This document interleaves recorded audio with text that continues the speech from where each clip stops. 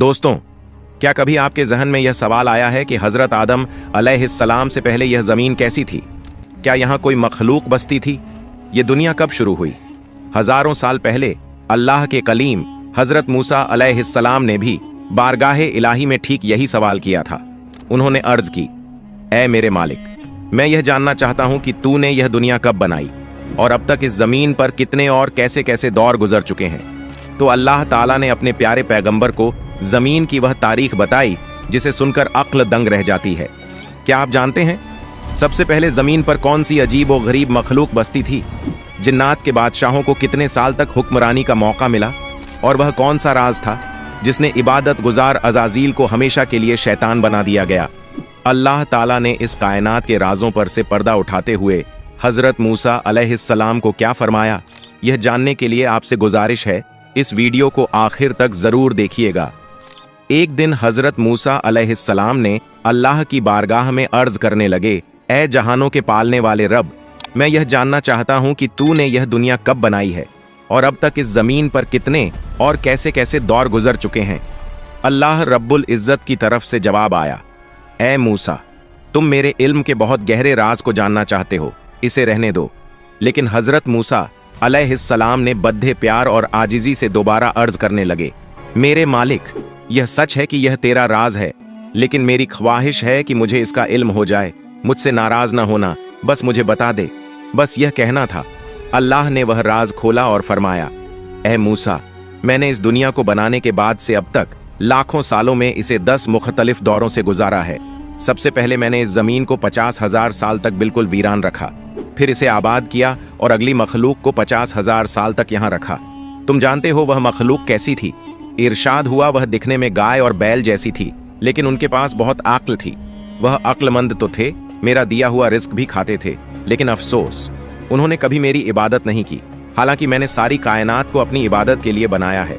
जब उनकी नाफरमानी हद से बढ़ गई तो मैंने एक ही पल में इस पूरी मखलूक को खत्म कर दिया।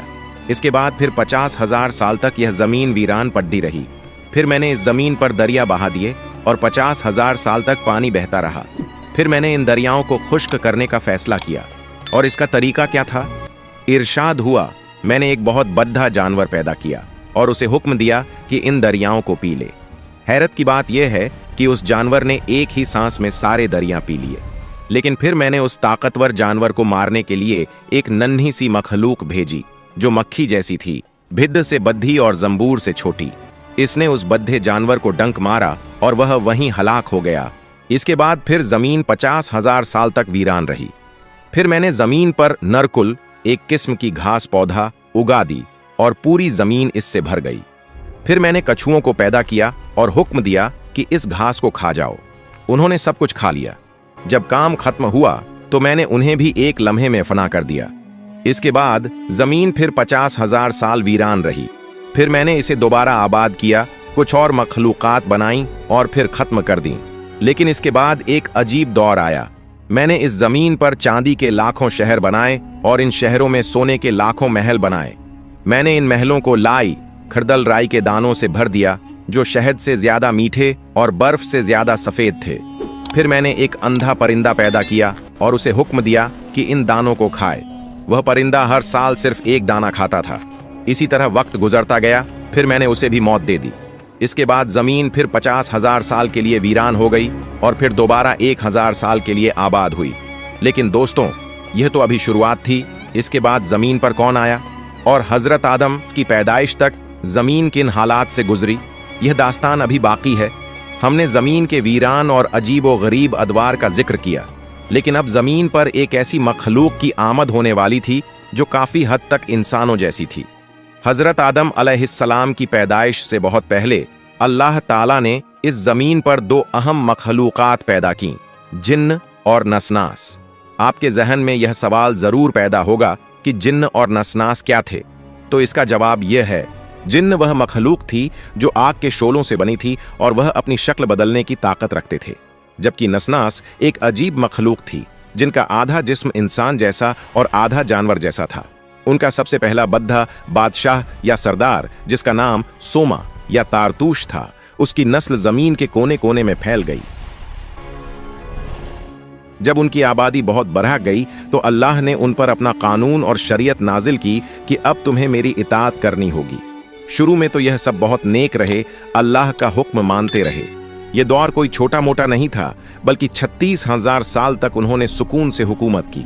लेकिन फिर उनमें बगावत और शरारत आ गई। उन्होंने अल्लाह की नाफरमानी शुरू कर दी। नतीजा यह हुआ कि अल्लाह का अजाब आया और उनके बादशाह और नाफरमान लोगों को दर्दनाक तरीके से हलाक कर दिया गया। अल्लाह ने उनमें से जो नेक और फरमाबरदार जिन्नात बचे थे उनको बाकी रखा। उनमें से एक नया बादशाह बनाया गया जिसका नाम हल्याइश था। एक बार फिर वही हुआ।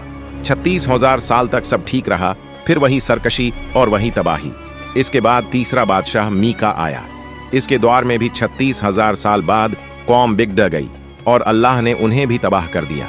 अब चौथी बार अल्लाह ने हामूस नामी एक जिन्न को बादशाह बनाया। यह बहुत ही नेक और समझदार बादशाह था।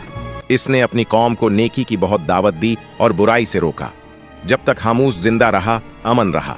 लेकिन जैसे ही इसका इंतकाल हुआ, जिन्नात ने जमीन पर वह ऊधम मचाया जिसकी मिसाल नहीं मिलती।